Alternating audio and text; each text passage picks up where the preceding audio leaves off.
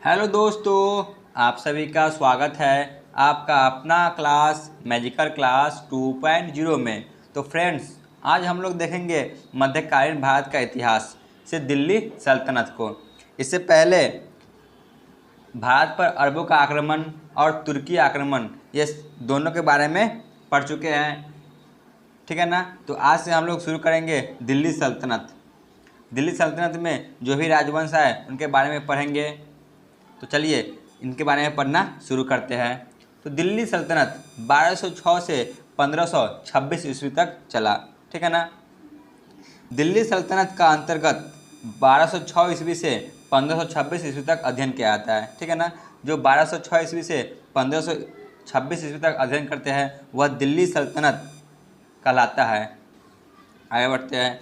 दिल्ली सल्तनत काल 320 वर्षों तक चला। इसमें कुल 5 वंशों ने शासन किया था, ठीक है ना।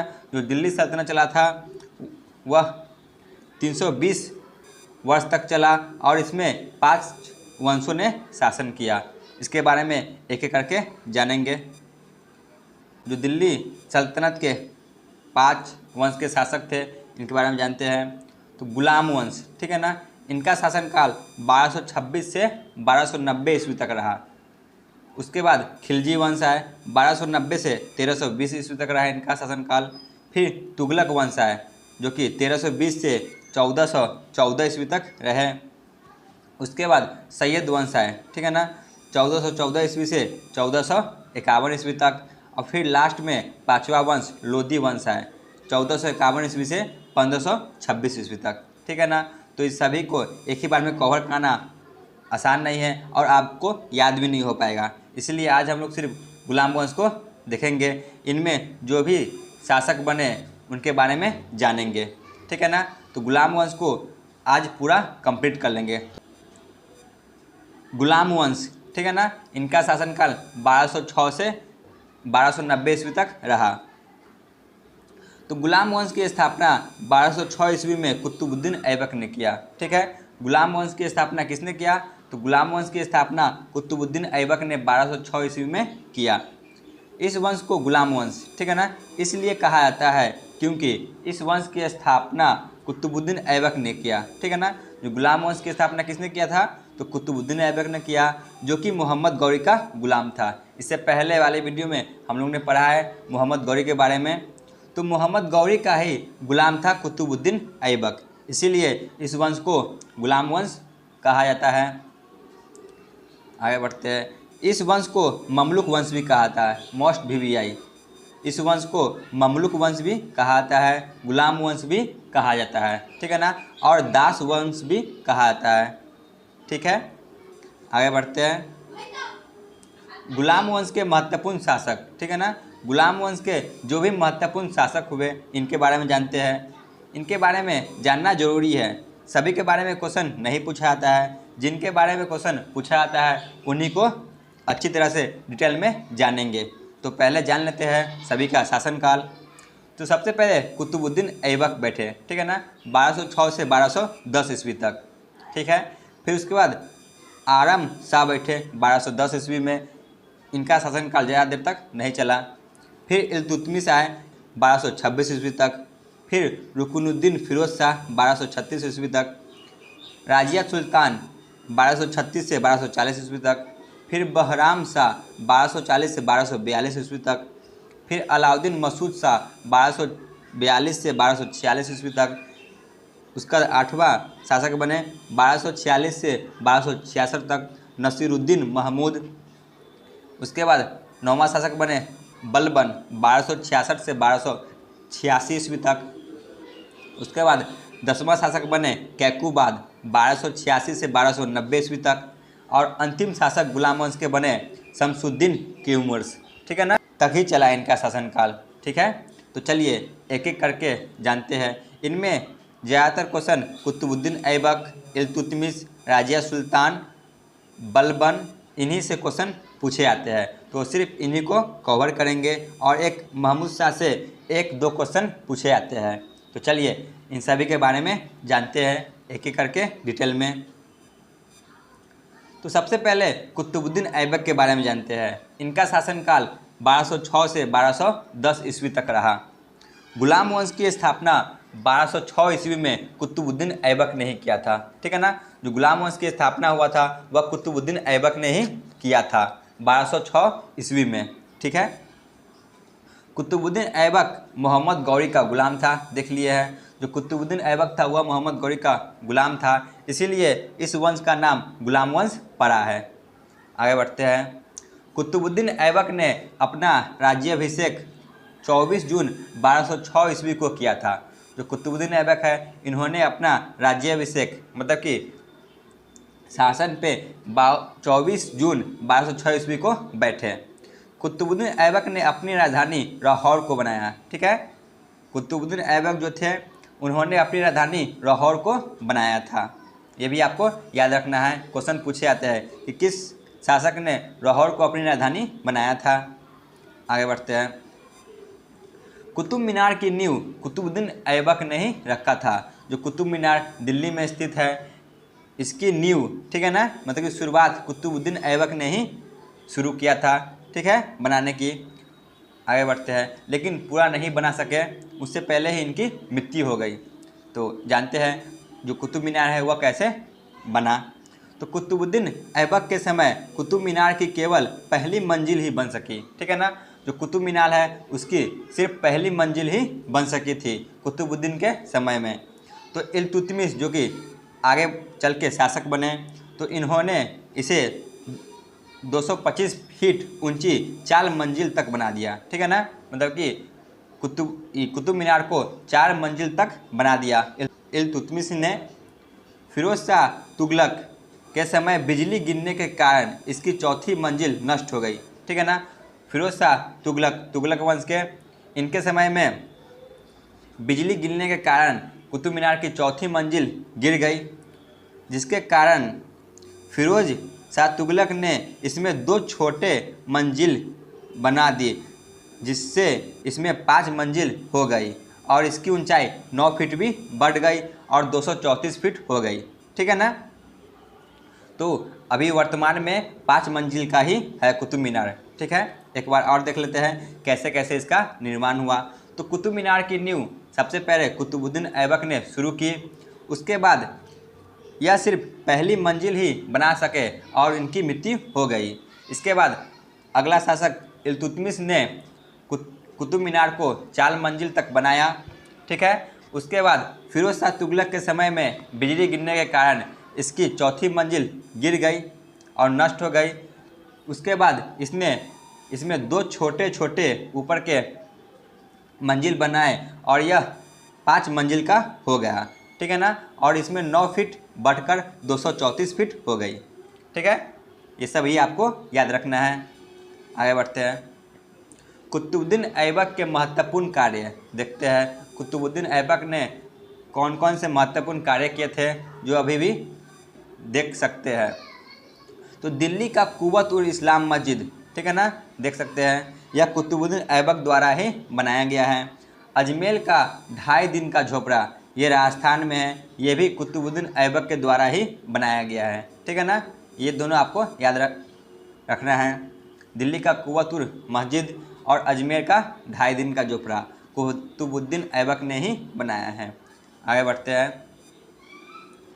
कुतुबुद्दीन ऐबक को लाख बख्श मतलब कि लाखों का दान देने वाला भी कहा जाता है। ठीक है ना, तो ये भी क्वेश्चन कितना बार ही पूछा गया है कि किसे लाख बख्श के नाम से जाना जाता है। तो कुतुबुद्दीन ऐबक को ही लाख बख्श के नाम से जाना जाता है, यानी कि ये अपने गुलामों को बहुत से दान दिया करते थे, इसीलिए इसे लाख बख्श कहा गया। कुतुबुद्दीन ऐबक को हातिम ताई और कुरान खान की उपाधि भी मिली थी। ठीक है ना, मतलब कि लोगों के द्वारा इन्हें हातिम ताई और कुरान खान की उपाधि भी दी गई थी। कुतुबुद्दीन ऐबक के दरबारी विद्वान हसन निजामी थे। ठीक है ना, उनके दरबारी विद्वान कौन थे? तो हसन निजामी, जो कि कुतुबुद्दीन ऐबक के दरबार में ही रहा करते थे। जो कि प्राचीन नालंदा विश्वविद्यालय है को ध्वस्त करने वाले ऐबक का सहायक सेनानायक बख्तियार खिलजी था। ठीक है ना, जो बख्तियार खिलजी है वह ऐबक का सेनानायक था, इसने ही नालंदा विश्वविद्यालय को ध्वस्त किया था। ठीक है ना, आगे बढ़ते हैं। कुतुबुद्दीन ऐबक की मृत्यु 1210 में हो जाती है, ठीक है ना। कब हो जाती है? तो 1210 ईस्वी में कुतुबुद्दीन ऐबक की मृत्यु हो जाती है चौगान खेलते समय, ठीक है ना। जब वो चौगान खेल रहे थे तभी घोड़े से गिरकर उनकी मृत्यु हो जाती है। तो इसे लाहौर में दफनाया जाता है जो कि वर्तमान में पाकिस्तान में है, ठीक है। 1210 में कुतुबुद्दीन ऐबक की मृत्यु हो जाती है चौगान खेलते समय घोड़े से गिरने के कारण। तो इसे लाहौर पाकिस्तान में दफनाया जाता है। आगे बढ़ते हैं। कुतुबुद्दीन ऐबक की मृत्यु के बाद उसके पुत्र आराम शाह को लाहौर की गद्दी पर बैठाया गया, ठीक है ना। जो कुतुबुद्दीन ऐबक के पुत्र थे आराम शाह, इन्हें लाहौर की गद्दी पर बैठाया गया, लेकिन यह एक अयोग्य शासक था, ठीक है। जो आराम शाह थे यह एक अयोग्य शासक थे, इसलिए इसका शासनकाल मात्र 8 महीनों तक ही चला, ठीक है। केवल 8 महीनों तक ही इसका शासनकाल चला। इससे क्वेश्चन भी ज़्यादातर पूछे नहीं आते हैं, फिर भी आपको जानना जरूरी है। तो आराम शाह को हटाकर इल्तुतमिश अगला शासक बना, ठीक है ना। इसके बारे में डिटेल से पढ़ना है क्योंकि इल्तुतमिश से क्वेश्चन बार बार पूछे आते हैं। तो चलिए इल्तुतमिश के बारे में पढ़ना शुरू करते हैं। इल्तुतमिश, इनका शासनकाल 1211 से 1236 ईस्वी तक चला, ठीक है ना। जो इल्तुतमिश है इसका शासनकाल 1211 से 1236 ईस्वी तक चला। आराम शाह को गद्दी से हटाने के बाद इल्तुतमिश 1211 में अगला शासक बना, ठीक है ना। जो इल्तुतमिश है यह अगला शासक बना गुलाम वंश का। इल्तुतमिश कुतुबुद्दीन ऐबक का गुलाम और दामाद दोनों था, ठीक है ना। जो इल्तुतमिश था यह कुतुबुद्दीन ऐबक का गुलाम भी था और दामाद भी था। ये भी क्वेश्चन पूछे जाते हैं, ठीक है ना, कि कुतुबुद्दीन ऐबक का गुलाम व दामाद कौन था? तो इल्तुतमिश, ठीक है। कुतुबुद्दीन ऐबक की मृत्यु के समय इल्तुतमिश बदायूं का गवर्नर था, ठीक है ना। जो बदायूं है वहाँ का यह गवर्नर था कुतुबुद्दीन ऐबक की मृत्यु के समय। इल्तुतमिश ने लाहौर से राजधानी को स्थानांतरित करके दिल्ली लाया, ठीक है ना। उसने लाहौर से राजधानी को हटाकर दिल्ली को बना लिया, ठीक है ना। जो इल्तुतमिश थे वह अपनी राजधानी दिल्ली को बनाए, ठीक है। आगे बढ़ते हैं। ये आपको अच्छी तरह से याद रहना चाहिए, ठीक है ना, कि इल्तुतमिश ने ही अपनी राजधानी लाहौर से हटाकर दिल्ली को बनाया। चलिए आगे बढ़ते हैं। इल्तुतमिश पहला शासक था जिसने 1229 ईस्वी में बगदाद के खलीफा से सुल्तान पद की स्वीकृति प्राप्त की थी, ठीक है ना। जो इल्तुतमिश था यह पहला शासक था जिसने 1229 ईस्वी में ही बगदाद के खलीफा से सुल्तान पद की उपाधि धारण की थी। इसीलिए इसे दिल्ली सल्तनत का वास्तविक संस्थापक कहा जाता है, ठीक है ना, क्योंकि इसने बगदाद के खलीफा से सुल्तान पद की स्वीकृति प्राप्त की थी, इसीलिए इसे दिल्ली सल्तनत का वास्तविक संस्थापक कहा जाता है। आगे बढ़ते हैं। चंगेज खान से बचने के लिए ख्वारिज्म के सम्राट जलालुद्दीन को इल्तुतमिश ने अपने यहाँ शरण नहीं दी थी, क्योंकि उस समय चंगेज खान बहुत ही ताकतवर थे, उन्हें कोई भी हरा नहीं सकता था। तो जो ख्वारिज्म के सम्राट जलालुद्दीन था यह इल्तुतमिश के दरबार में आए, लेकिन यह इल्तुतमिश ने इसे शरण नहीं दिया, क्योंकि यदि इल्तुतमिश इसे शरण देते तो चंगेज खान इस पर हमला कर देते, ठीक है ना। उस समय चंगेज खान बहुत ही ताकतवर था, ठीक है, ये भी आपको याद रखना है। आगे बढ़ते हैं। इल्तुतमिश के महत्वपूर्ण कार्य को जान लेते हैं, ठीक है ना। इल्तुतमिश ने क्या क्या महत्वपूर्ण कार्य को किए, ठीक है, ये सभी महत्वपूर्ण कार्य हैं, जानते हैं एक एक करके। तो कुतुब मीनार के निर्माण को पूर्ण करवाया, ठीक है ना। इल्तुतमिश ने कुतुब मीनार के निर्माण को पूर्ण करवाया था, क्योंकि कुतुब मीनार की नींव तो कुतुबुद्दीन ऐबक ने रखी, लेकिन सिर्फ वह पहली मंजिल ही बना सके, उसके बाद उनकी मृत्यु हो गई। फिर इल्तुतमिश ने कुतुब मीनार के 4 मंजिल तक बढ़ाया, ठीक है। सबसे पहले शुद्ध अरबी सिक्के इन्होंने ही जारी किया, ठीक है। इल्तुतमिश ने सबसे पहले शुद्ध अरबी सिक्के को जारी किया। एकता पन्नारी, ठीक है, एकता पन्नारी को इसी ने चलाई। इल्तुतमिश जो थे इन्होंने ही एकता पन्नारी को चलाया। चलिए जानते हैं एकता पन्नारी क्या होता है। धन के स्थान पर वेतन के रूप में भूमि को प्रदान करना, ठीक है। मतलब कि जो सेना थे उन्हें वेतन न देकर वेतन के तौर पे भूमि देना, ठीक है ना, इसी को एकता पन्नाड़ी कहा गया। तो एकता पन्नाड़ी को इल्तुतमिश ने चलाया था, ये भी आपको याद रखना है। आगे बढ़ते हैं। 40 गुलाम सरदारों का संगठन जो तुर्काने चिहार गनी या दल चलीसा के नाम से जाना गया, ये भी इल्तुतमिश ने ही चलाया था, जहाँ पे 40 सरदार बैठते थे और फैसला सुनाते थे, ठीक है ना। इसकी शुरुआत भी इल्तुतमिश ने ही किया है, जिसे तुर्काने चिहाल गनी के नाम से जाना जाता है या दल चलीसा भी कहा जाता है, ठीक है ना। आगे बढ़ते हैं। इल्तुतमिश ने न्याय मांगने के लिए लाल वस्त्र पहनने की परंपरा चलाया, ठीक है ना। जो इल्तुतमिश थे इन्होंने न्याय मांगने के लिए लाल वस्त्र, ठीक है ना, लाल वस्त्र को पहनने की परंपरा चलाया था अपने शासनकाल में। इसने हौज सुल्तानी का निर्माण दिल्ली एक कोहना के निकट करवाया है, ठीक है ना।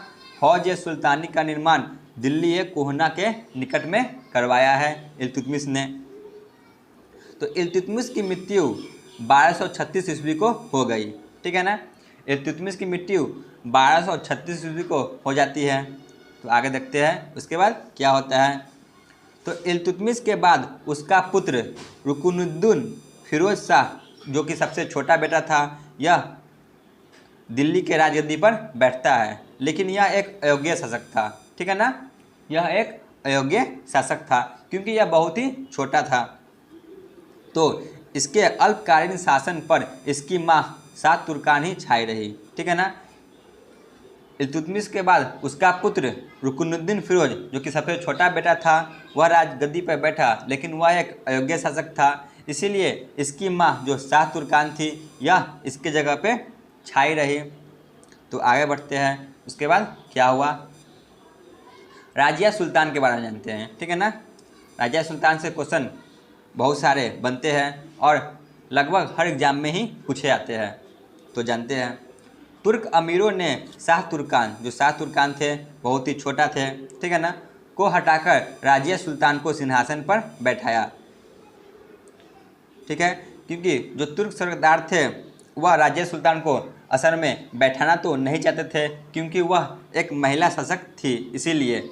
लेकिन राजिया सुल्तान ने विद्रोह कर दिया था क्योंकि जो शाह तुर्कान था यह एक अयोग्य शासक था, इसीलिए। तो बाद में चलकर राजिया सुल्तान को राजगद्दी पर बैठाना पड़ा। तो यह भारत की प्रथम महिला शासक बनी, ठीक है ना, जो कि राजिया सुल्तान थी। यह पहला और अंतिम महिला शासक बनी थी। आगे जानते हैं। यही क्वेश्चन बार बार पूछे जाते हैं कि भारत की प्रथम महिला और अंतिम शासक कौन थी, तो राजिया सुल्तान थी, ठीक है, आपको याद रखना है। राजिया सुल्तान ने पर्दा प्रथा, ठीक है ना, जो पर्दा प्रथा थी का त्याग कर तथा पुरुषों की तरह चोगा और कुल्हा पहनकर राज दरबार में खुले मुंह घूमने लगी, ठीक है ना। जो राजिया सुल्तान थी जो शासन पे बैठी, वह पर्दा प्रथा जो था उसे त्याग दी और पुरुषों की तरह चोगा और कुल्हा पहनकर राज दरबार में घूमने लगे। इससे जो तुर्क सरदार थे वह बहुत ही नाराज हो गए। तो जानते हैं आगे क्या हुआ। तो राजिया ने मलिक जमालुद्दीन याकूत को अमीर अखूर, मतलब कि घोड़े का सरदार नियुक्त किया, ठीक है ना। जो जमालुद्दीन याकूत था उसे घोड़े का सरदार नियुक्त किया था राजिया सुल्तान ने, ठीक है। तुर्क अमीरों ने राजिया सुल्तान का जमालुद्दीन याकूत से प्रेम संबंध का अफवाह फैलाया, ठीक है ना। जो तुर्क सरदार थे वह नहीं चाहते थे कि ज़्यादा देर तक राजिया सुल्तान गद्दी पर बैठे रहे, इसीलिए उसने जमालुद्दीन याकूत से प्रेम संबंध का अफवाह फैलाया। तो बाद में तुर्क अमीरों ने राजिया के विरुद्ध हो गए, ठीक है। तुर्क सरदार थे यह राजिया के विरुद्ध हो गए और उसे बंदी बनाकर दिल्ली की गद्दी पर मुइनुद्दीन बहराम शाह को बैठाया गया, ठीक है ना। तो जो तुर्क सरदार थे वह राजिया के विरुद्ध हो गए और उसे बंदी बना दिया गया। और बाद में चलकर मोइनुद्दीन बहरम शाह को दिल्ली के सिंहासन पर बैठाया गया। ठीक है ना।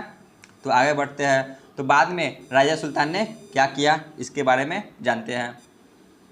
तो राजिया सुल्तान की शादी अल्तुनिया के साथ हो गई। ठीक है ना। जो अल्तुनिया था इसके साथ राजिया सुल्तान ने शादी कर लिया। शादी करने के बाद राजिया सुल्तान ने पूर्ण गद्दी प्राप्त करने का प्रयास किया, लेकिन यह सफल नहीं हो पाई। ठीक है ना। शादी करने के बाद राजिया सुल्तान पूर्ण गद्दी प्राप्त करना चाहती थी, लेकिन यह सफल नहीं हो पाई। राजिया सुल्तान की हत्या 13 अक्टूबर 1240 ईस्वी को डाकुओं के द्वारा कैथर में कर दिया गया। ठीक है ना। इतिहास से यही पता चलता है कि इसे की हत्या डाकुओं के द्वारा कराया गया, लेकिन कुछ इतिहासकार ये भी मानते हैं कि इनकी हत्या जो 40 तुर्क सरदार थे इनके द्वारा कराया गया है। तो यह मतभेद है। ठीक है ना। तो लूसेंट जिक्र के हिसाब से यही दिया गया है कि डाकुओं के द्वारा इसकी हत्या कैथर में कर दी गई। ठीक है ना। 1240 ईस्वी में। ये डेट आपको याद रखना है। तो चलिए आगे बढ़ते हैं। राजा सुल्तान से हमें इतना ही जानकारी याद रखना है। तो इसके बाद अन्य शासक हुए। बहरम शाह को बंदी बनाकर उसकी हत्या कर दी गई। ठीक है ना। जो राजिया सुल्तान के बाद बहरम शाह राजगद्दी पर बैठे थे, तो इनकी हत्या 1242 ईस्वी में कर दी गई। ठीक है ना। इसके बाद दिल्ली का सुल्तान अलाउद्दीन मसूद शाह, जो कि 1242 से 1246 तक बना रहा। ठीक है। जो अलाउद्दीन मसूद शाह थे यह 42 से 46 तक बने रहे। इसके बारे में डिटेल में पढ़ना नहीं है, क्योंकि इनसे क्वेश्चन भी पूछे नहीं जाते हैं। तो आगे बढ़ते हैं। बलबन के षड्यंत्र के द्वारा 1246 ईस्वी में अलाउद्दीन मसूद शाह को सुल्तान के पद से हटाकर नसीरुद्दीन महमूद को सुल्तान बनाया गया। ठीक है ना। बलबन ने इसके विरुद्ध षड्यंत्र रच दिया। ठीक है ना। तो अलाउद्दीन मसूद शाह को सुल्तान के पद से हटाकर नसीरुद्दीन महमूद को सुल्तान बनाया गया। ठीक है ना। ये भी आपको याद रखना है। आगे बढ़ते हैं। नसीरुद्दीन महमूद के बारे में जानते हैं। इनसे क्वेश्चन पूछे जाते हैं, ज़्यादा नहीं, 1-2 ही पूछे जाते हैं। तो नसीरुद्दीन महमूद ऐसा सुल्तान था जो टोपी सीकर अपना जीवन निर्वाह करता था। ठीक है ना। यह एक ऐसा सुल्तान था जो टोपी को सीकर अपना जीवन निर्वाह करता था। नसीरुद्दीन महमूद ने बलबन को अपना वजीर बनाया। ठीक है ना। वजीर या प्रधानमंत्री। ठीक है ना। जो बलबन था, सही कर लें, नसीरुद्दीन महमूद ने बलबन को अपना वजीर या प्रधानमंत्री बनाया। बलबन ने अपनी पुत्री, जो बलबन का पुत्री थी, उसका विवाह नसीरुद्दीन महमूद के साथ कर दिया। जो नसीरुद्दीन महमूद था दिल्ली के सुल्तान, इसकी शादी बलबन की पुत्री से कर दी गई। ठीक है ना। जो बलबन था बहुत ही चालाक था, इसीलिए इसने अपनी पुत्री का विवाह नसीरुद्दीन महमूद के साथ कर दी। तो बाद में चलकर नसीरुद्दीन महमूद की मृत्यु हो जाती है, तो बलबन ही अगला शासक बना। ठीक है। नसीरुद्दीन महमूद की मृत्यु हो जाती है, तो बाद में बलबन अगला शासक बना। तो चलिए बलबन के बारे में डिटेल से जानते हैं, क्योंकि बलबन से क्वेश्चन बहुत सारे बनते हैं। बलबन 1266 से 1286 तक बना रहा। ठीक है ना। जो बलबन थे यह 1266 से 1286 तक दिल्ली की गद्दी पर बने रहे। तो बलबन 1266 ईस्वी में गयासुद्दीन बलबन के नाम से दिल्ली की राजगद्दी पर बैठे। ठीक है। बलबन ने अपना नाम चेंज कर लिया। उन्होंने गयासुद्दीन बलबन के नाम से दिल्ली के सिंहासन पर बैठे। बलबन ईरान का रहने वाला था। ठीक है। जो बलबन था वह ईरानी था, मतलब कि ईरान के रहने वाला था, और इसने अपने दरबार का गठन ईरानी परंपरा के अनुसार किया। ठीक है ना। जो इन्होंने अपना दरबार का गठन जो ईरानी परंपरा होता है उसके अनुसार किया। बलबन ने ईरानी त्यौहार नौरोज़ को मनाना शुरू किया, जो कि ईरानी त्यौहार है, इसे मनाना शुरू किया नौरोज़ को। ठीक है ना। बहुत ही वीवीआई है कि नौरोज़ त्यौहार को किस शासक ने शुरू किया था? तो बलबन ने किया था। बलबन का वास्तविक नाम बहाउद्दीन था, ठीक है ना। इसका बचपन का नाम या वास्तविक नाम बहाउद्दीन था बलबन का। तो बलबन नाम इनका कैसे पड़ा? आगे बढ़ते हैं। तुर्कान ने चिहालगनी जो दल चलीसा होता है, ठीक है ना, दल चलीसा जो 40 तुर्क सरदारों का था, इसे बलबन ने समाप्त कर दिया, ठीक है। जिसे इल्तुतमिश ने लाया था दल चलीसा, इसे बलबन ने पूरी तरह से समाप्त कर दिया। बलबन मंगोल के आक्रमण से दिल्ली की रक्षा करने में सफल रहा, ठीक है ना। बलबन के समय में मंगोलों का आक्रमण हुआ, लेकिन यह दिल्ली की रक्षा करने में सफल भी हुआ। सिजदा और पैबोस प्रथा की शुरुआत बलबन ने ही की, ठीक है ना। जो सिजदा और पैबोस होती है, इसकी शुरुआत भी बलबन ने ही की थी। लौह एवं रक्त की नीति बलबन ने ही अपनाया, ठीक है। जो लौह एवं रक्त की नीति होती है, इसे बलबन ने ही अपनाया था। आगे बढ़ते हैं। नसीरुद्दीन महमूद ने बलबन को उलुग खान की उपाधि प्रदान की थी।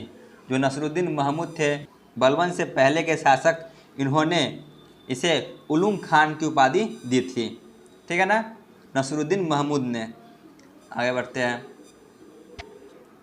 तो बलबन के दरबार में फारसी के प्रसिद्ध कवि अमीर खुसरो और अमीर हसन रहते थे, ठीक है ना। बलबन के बाद अगला शासक कैकूबाद बना, ठीक है ना। जो कैकूबाद है, यह अगला शासक बना बलबन के बाद 1286 ईस्वी में, लेकिन यह भी एक अयोग्य शासक था, ठीक है ना। इसका शासनकाल भी ज़्यादा देर तक नहीं चला।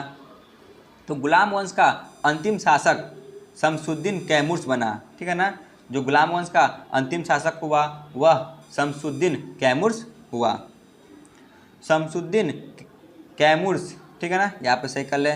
कैमुर्स की हत्या जलालुद्दीन खिलजी ने 1290 ईस्वी में कर खिलजी वंश की स्थापना की। जो गुलाम वंश के अंतिम शासक थे शमसुद्दीन कैमुर्स, इसकी हत्या जलालुद्दीन खिलजी ने कर दी और 1290 ईस्वी में खिलजी वंश की स्थापना की।